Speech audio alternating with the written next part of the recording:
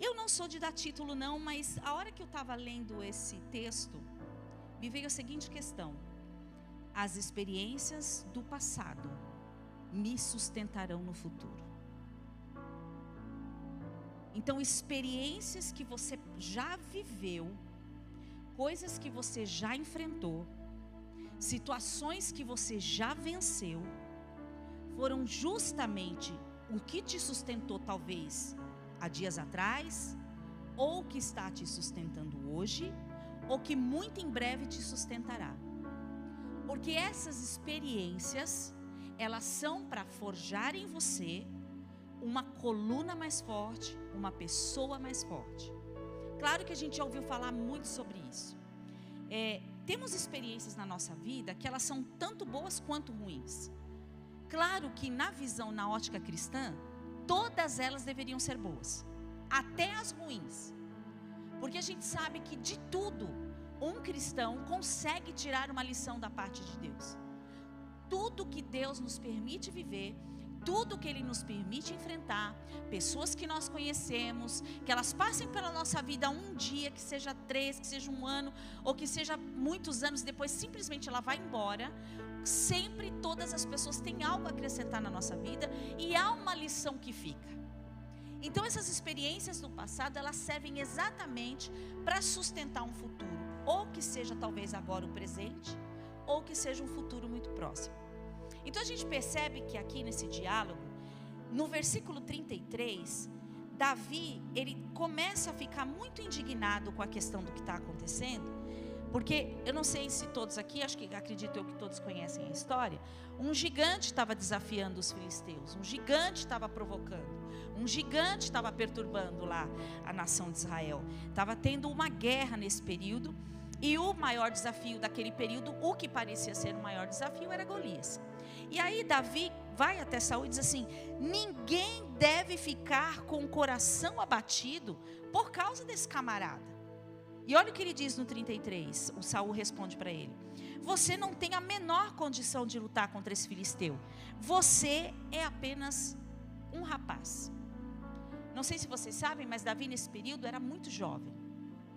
E nesse período Davi conta que ele já tinha passado várias experiências. A gente leu aqui no texto que ele matou leão, que ele matou urso, e a gente vai falar disso daqui a pouco. Mas o que me chamou a atenção na primeira lição que Davi dá nesse diálogo que ele tem, nesse desafio que ele vai enfrentar adiante, mas nesse diálogo que ele tem com Saul, a primeira coisa que eu aprendo aqui é que Davi não se deixou abalar pelas palavras de Saul. Ele não se deixou. Porque quando ele vai lá falar assim, ó, você não está indignado com o que está acontecendo? Ele está mostrando o cenário. E Saul, de forma, vou dizer assim, educada, talvez ele não quis tirar sarro daquele pequeno jovem, daquele pequeno rapaz. Então acho que ele, querendo ser simpático, ele usa essa expressão: mas você é muito moço. Traduzindo para nós, se é um cristão velho falando com um cristão novo: ah, mas você é novo convertido. Ah, você não sabe nada ainda. Ah, não, você não tem experiência suficiente. Ah, você não tem caminhada suficiente. Primeira coisa que me faz pensar é que Deus não olha para as pessoas e para a idade que ela tem, mas ela olha para a capacitação que aquela pessoa vai ter quando Ele usá-la. Então, o Senhor não está preocupado com a pouca idade, mas Ele está preocupado com a disposição da pessoa. Então, a primeira coisa que eu quero destacar aqui, jovens que estão em nosso meio, Deus não tem limite para vocês, porque o que Deus tem para vocês é grande, e uma geração lá na frente aguarda cada um de vocês. É a primeira coisa que um jovem precisa saber, porque aqui Davi, na ótica de Saul, não tinha experiência. E aí vem a segunda lição: nunca julgue uma pessoa que você não conhece e você não sabe a caminhada dela. Porque Saul não conhecia a caminhada de Davi. Saul não esteve com Davi quando Davi teve que se defender do leão e do urso. Saul não conhecia as experiências pessoais que Davi tinha com Deus.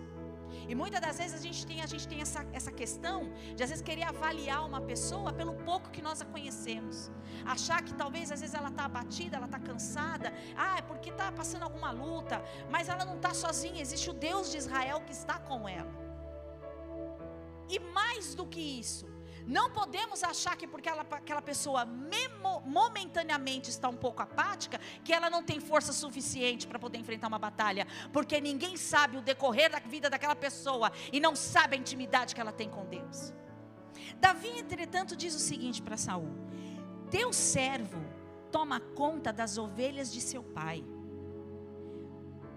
Quando aparece o leão ou o urso e leva uma ovelha do rebanho, eu vou atrás dele. Bichinho corajoso.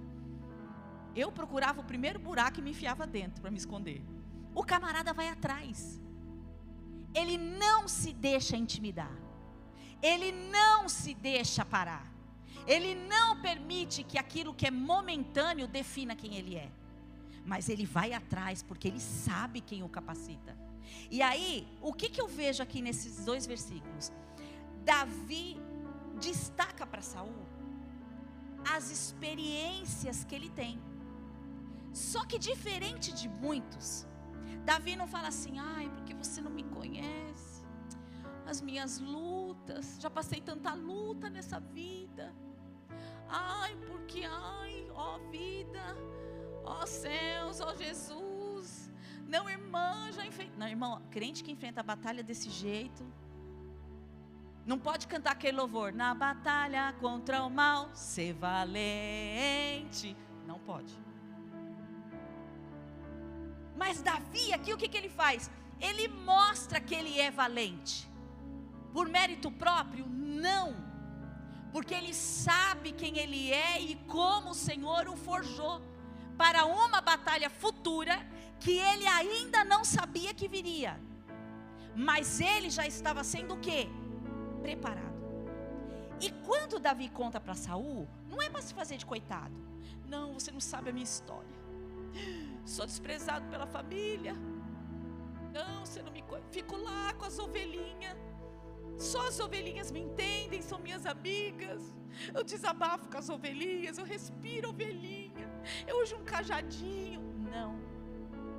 Ele fala: quando eu cuido das minhas ovelhas e eu as protejo. Eu mato o leão, eu mato o urso, não importa o que apareça, porque eu sei quem está comigo. Então o que Davi está fazendo? Ele está se enaltecendo? Não, ele está mostrando para Saul que ele também tem experiência de vida.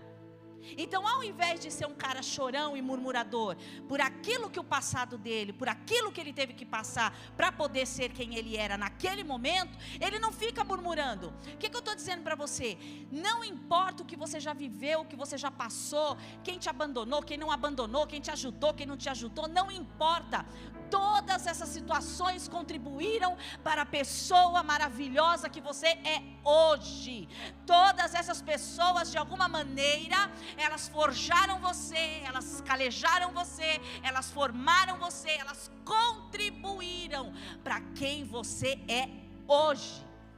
E quem você é hoje é o que Deus gostaria que você fosse, para usá-lo na obra que Ele tem para você.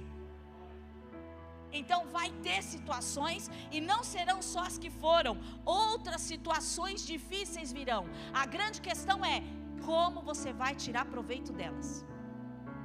Porque as pessoas parecem que esqueceram de que toda situação se tira um proveito. De toda situação se tira uma lição e um proveito. E de um proveito vem uma oportunidade.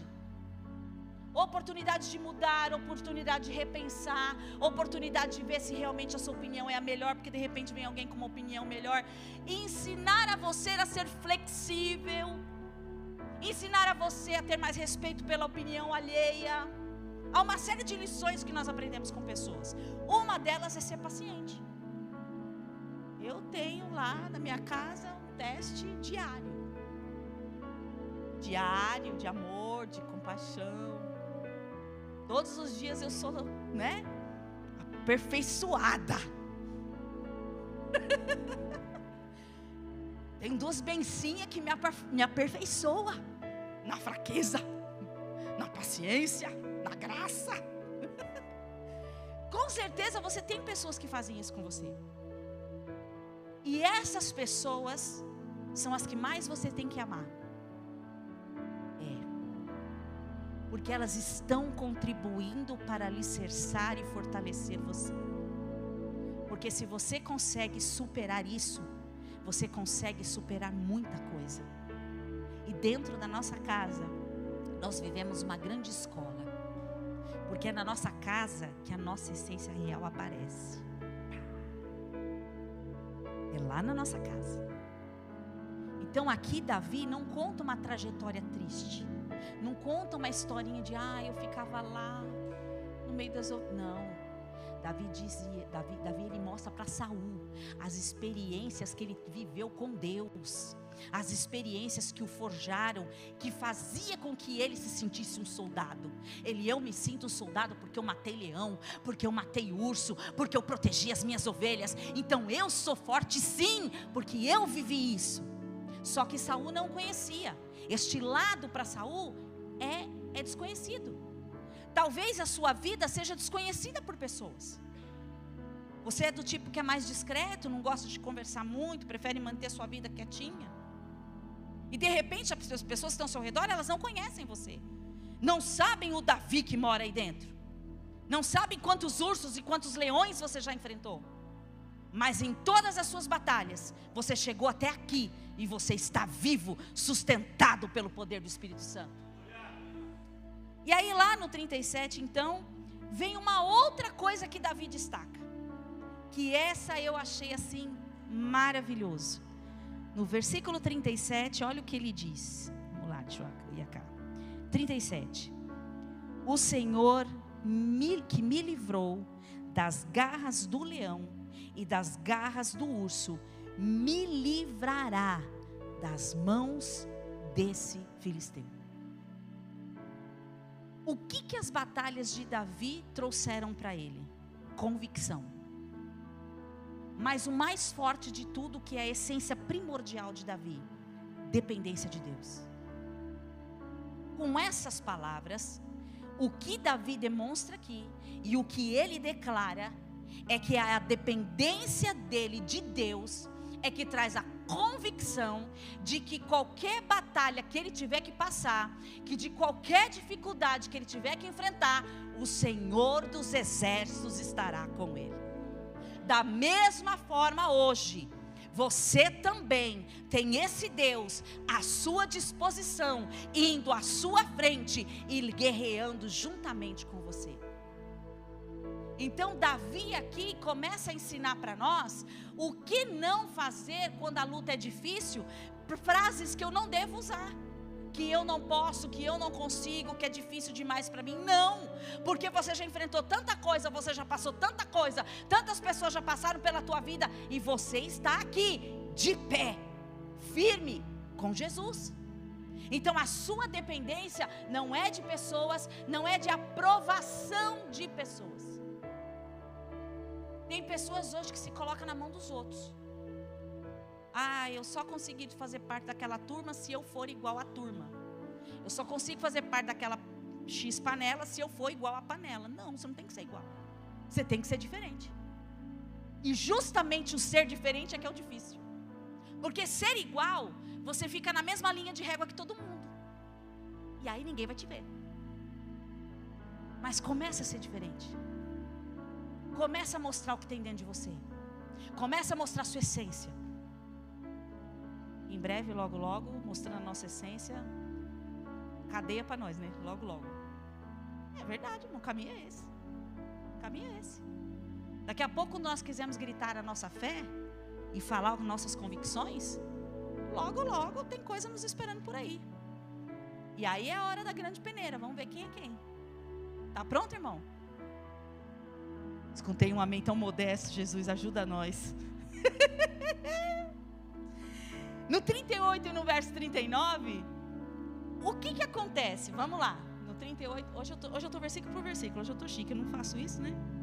No 38 e no 39 diz assim: aí Davi declara que ele da mesma forma que ele venceu, ele continuará vencendo, porque o Senhor dos Exércitos é com ele.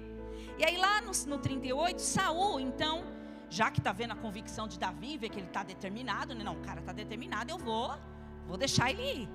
E aí ele resolve fazer o seguinte: então Saul veste Davi com a sua própria túnica, colocou-lhe uma armadura e lhe pôs um capacete de bronze na cabeça. Davi prendeu sua espada sobre a túnica e tentou andar, mas não estava acostumado com aquilo. Deixa eu falar uma coisa para você. O treinamento de Davi foi diferente do treinamento de Saul. Cada um tem o seu treinamento. Não dá para eu pegar a minha armadura e emprestar para o meu irmão. Porque o que Deus fez em mim foi para transformar a minha pessoa. Então, para cada um, Deus tem uma armadura diferente e um treinamento diferente. Mas, como irmãos, podemos trocar o quê? Experiências. Só que cuidado com quem você troca experiência, querido. Porque se você troca experiência com uma pessoa que sempre precisou de alguém para fazer por ela, para orar por ela, para ajudar ela, você vai ser um dependente de alguém. Agora, se uma pessoa que você troca experiência, ela diz para você: não tem problema, você não quer colocar armadura, mas a tua fé vai te livrar, a tua convicção vai te levar para frente, a tua vontade de servir a Deus, ela vai ser maior do que qualquer derrota que você possa vir aqui a experimentar. Então não tem problema não, se a minha armadura não serve, mas eu tenho certeza que Deus tem uma justinha para você. Então Deus tem uma experiência para cada pessoa, para forjar uma armadura diferente para cada pessoa. Saul tentou colocar a armadura dele de Davi, mas não deu certo, porque a armadura de Saul era terrena, ele confiava de estar protegido da cabeça aos pés. Davi não foi ensinado assim, Davi foi ensinado a ficar completamente livre, porque a armadura de Davi era Deus. Não era o que ele via, era as experiências e a convicção da fé que ele tinha. Então a armadura de Davi era o próprio Deus. Ele enxergava Deus como sua armadura, ele enxergava Deus como seu capacete, ele era cheio de coragem, força e determinação, porque ele serve a um Deus de força, coragem e vitória. Então, se você quer ter uma experiência com Deus e sua própria armadura, tenha mais intimidade com Deus, tenha mais profundidade, para que Deus forme em você a sua armadura, ajustada para o seu tamanho. Porque enquanto você ficar pegando emprestada, você não vai ter uma identidade própria. E você precisa ter a sua identidade, você precisa ter as suas características, você precisa ter a sua armadura, e você só vai conseguir tê-la quando você tiver as suas experiências com Deus, porque cada experiência que você tem é uma estrelinha que você recebe, é uma patente que te é colocada, é uma armadura que é forjada em você. Então você precisa ter as suas próprias experiências. Eu li um livro e o autor dizia assim, numa fase da vida dele, numa fase cristã, ele disse assim: chegou uma fase de minha vida que o que eu percebi é que eu parecia mais com as pessoas que eu admirava do que com Deus que eu servia. Às vezes você quer parecer com pessoas que você admira,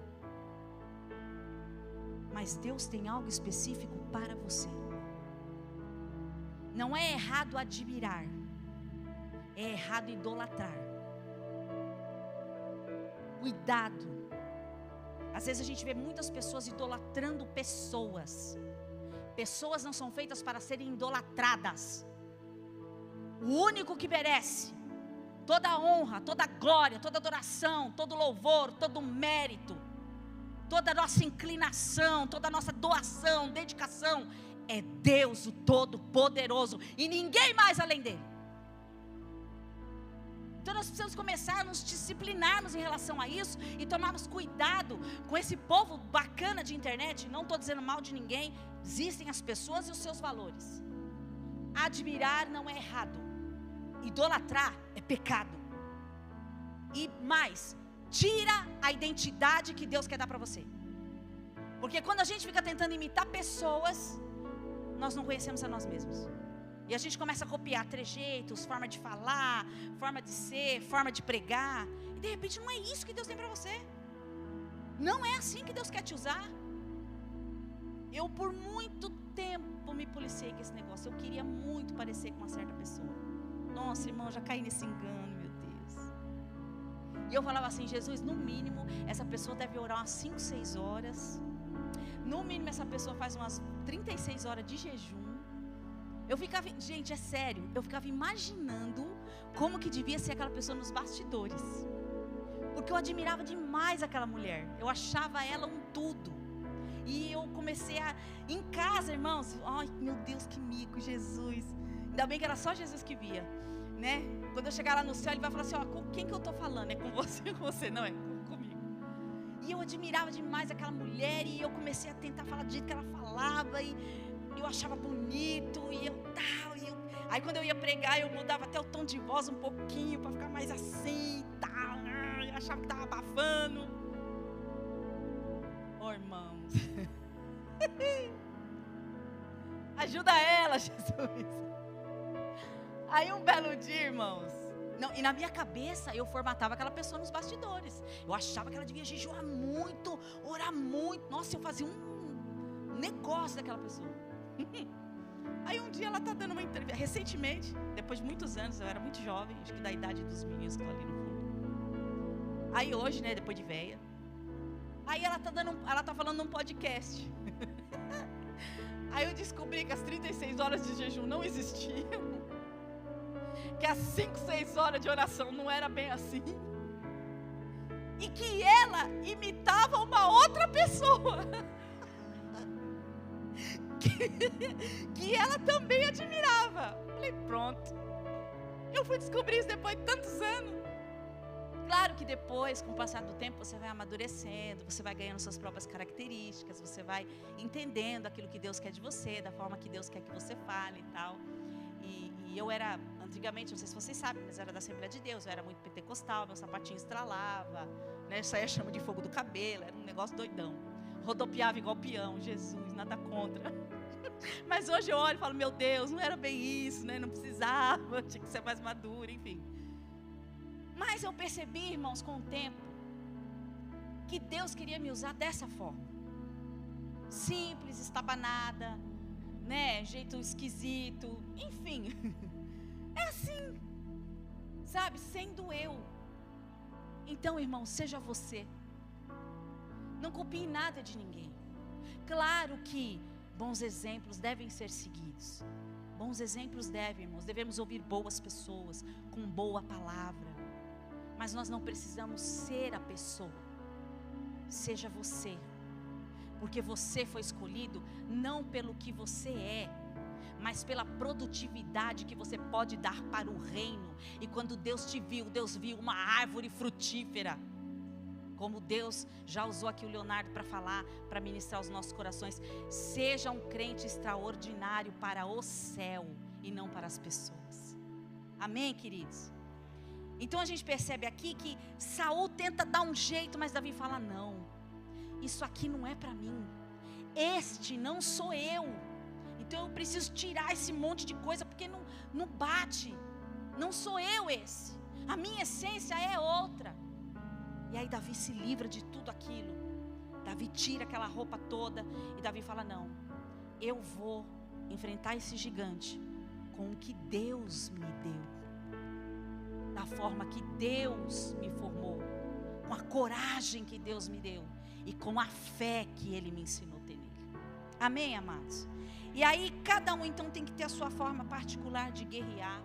Cada um tem a sua forma particular de compor a sua armadura com base naquilo que Deus vai dar para você como experiência.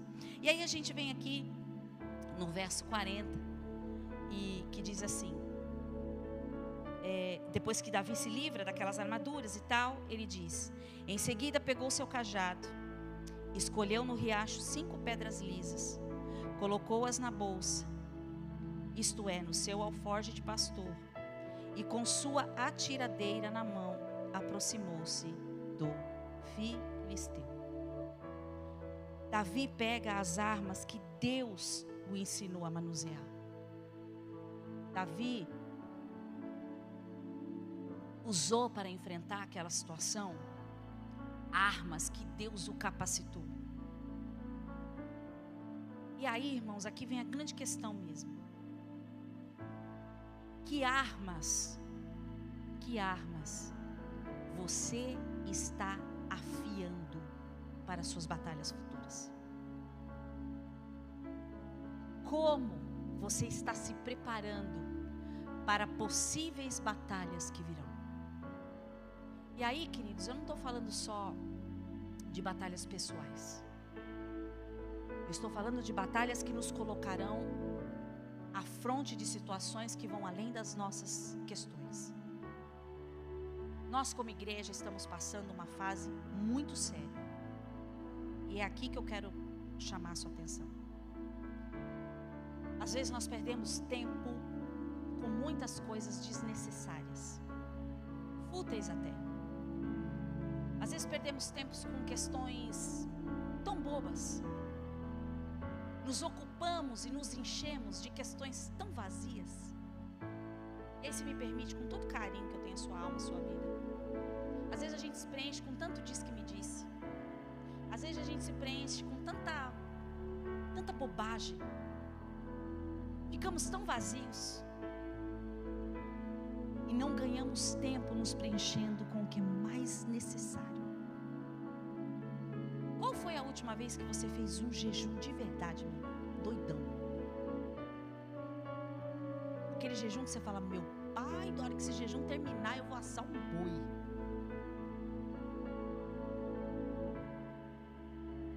Eu conheço uns doidão aí que faz um jejum meio doidão aí. Eu sei que não convém falar, que a pessoa não se enaltece por isso. Ela entende que é uma necessidade. Mas qual foi a última vez que você fez um jejum louco mesmo? Aquele jejum que você tirou tudo. Então, irmãos, com todo respeito, com todo carinho, quem faz esse tipo de jejum, de tirar um item da sua... Você tira um item, eu vou ficar um mês sem comer chocolate. Legal.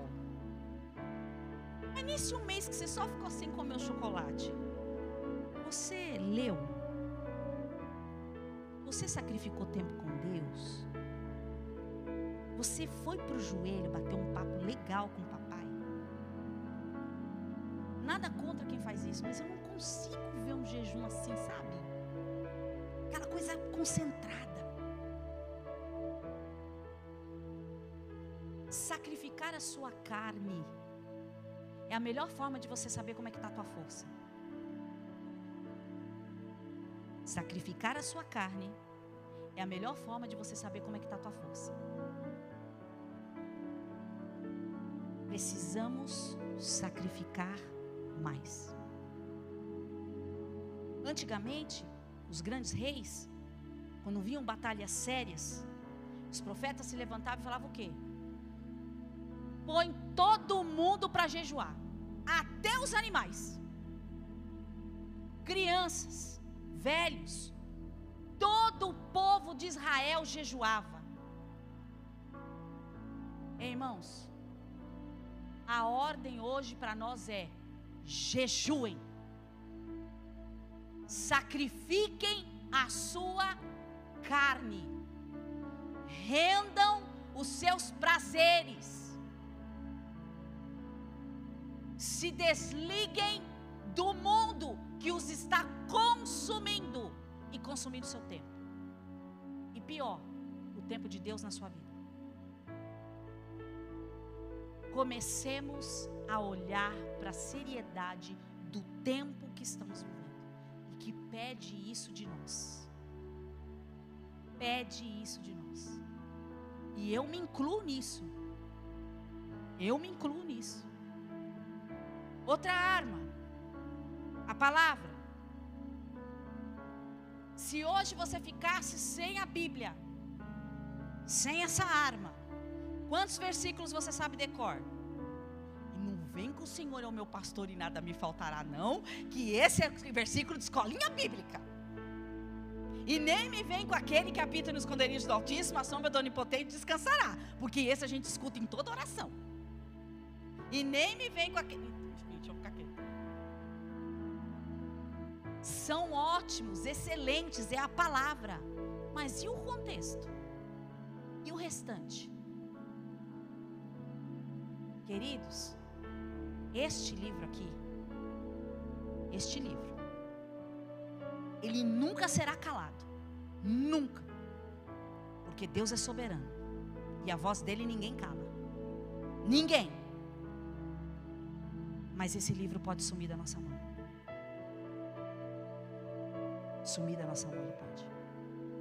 Então ele precisa estar aqui. E ele precisa estar aqui. Por quê? Porque mesmo que você não o tenha, você sabe as promessas dele para a tua vida. Porque mesmo que você não o tenha, você sabe que você vai vencer.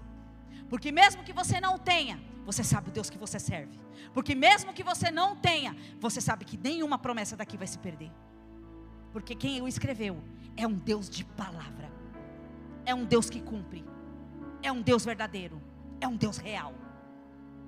Eu já estava dando glória, saltando, grudando no lustre já. Vocês estão entendendo? Então nós precisamos nos fortalecer com essa palavra. Precisamos sacrificar a nossa carne. São as armas que nós temos hoje. São as nossas armas, queridos. Terceira arma, comunhão. Essa eu estou colocando por minha conta. Comunhão. A comunhão é o que me faz continuar andando. Estar perto de pessoas que me certifiquem que têm a mesma fé que eu, é o que me ajuda também a caminhar. Quando eu tenho palavras proféticas na minha boca e um irmão está abatido e eu dou para ele uma palavra profética e eu digo para ele: irmão, fica tranquilo, se eu venci, você vence. O mesmo Deus que está comigo está contigo. O mesmo Deus que fez na minha vida vai fazer na tua vida. O mesmo Deus que me libertou vai te libertar. O mesmo Deus que me amou continua te amando. Então nós precisamos ter tudo isso na nossa vida. Davi tinha pedra, alforje e a funda e o cajado de pastor. O cajado estava sempre com ele.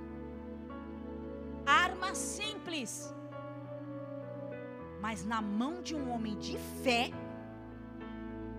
derrubou um gigante. Quantos opositores você já teve na tua vida?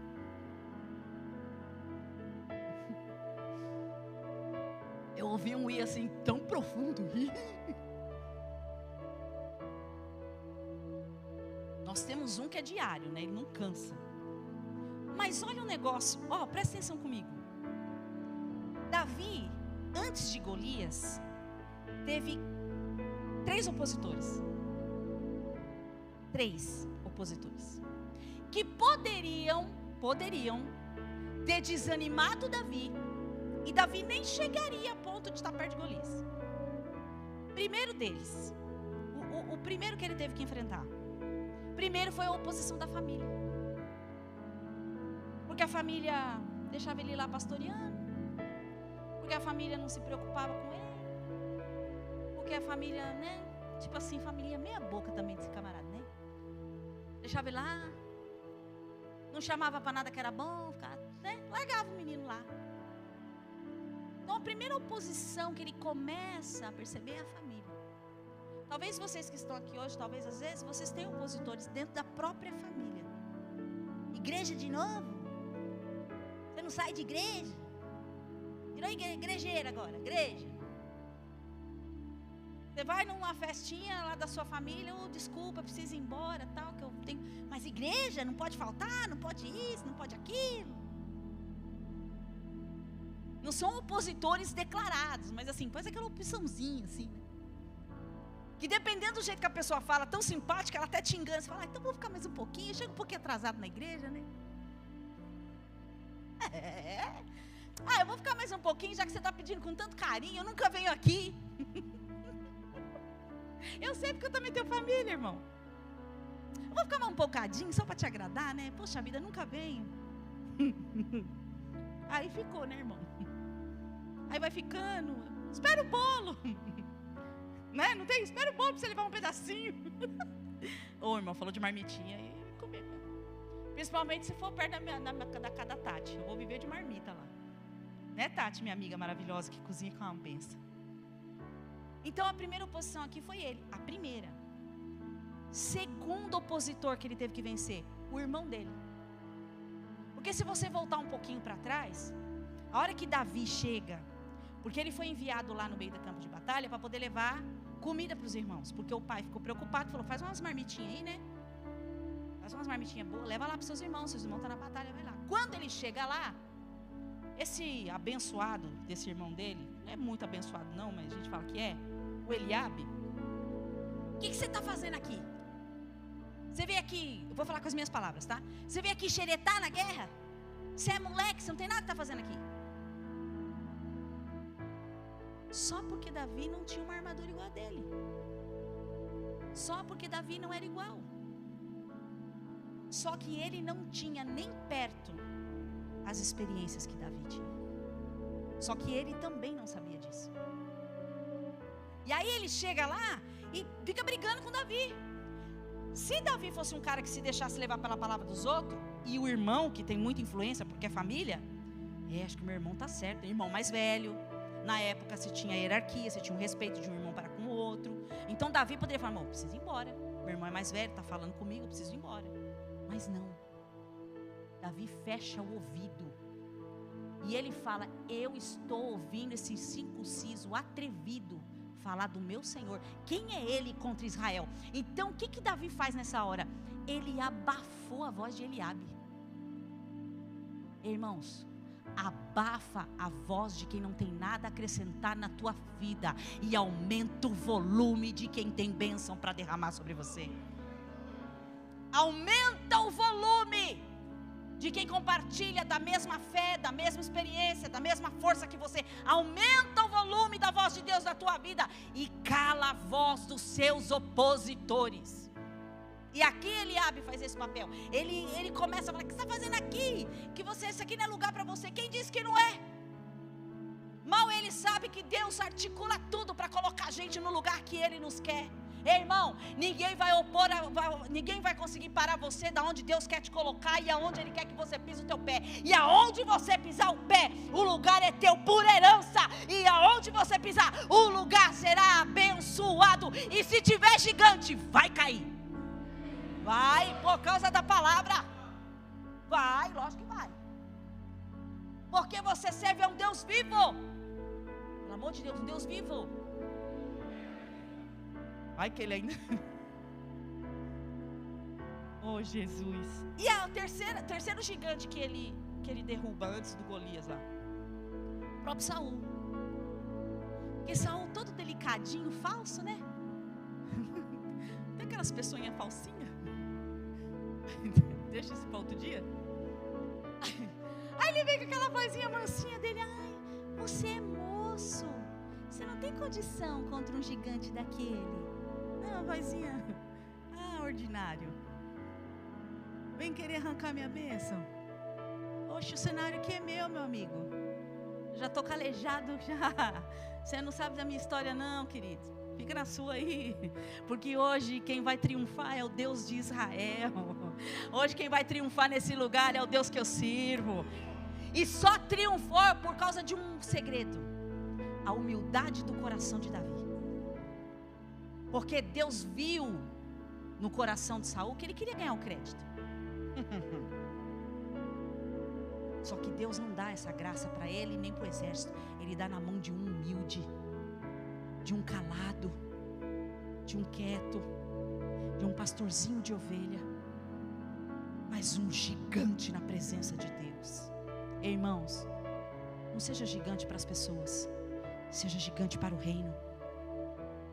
Seja forjado pelo reino, seja fortalecido para o reino.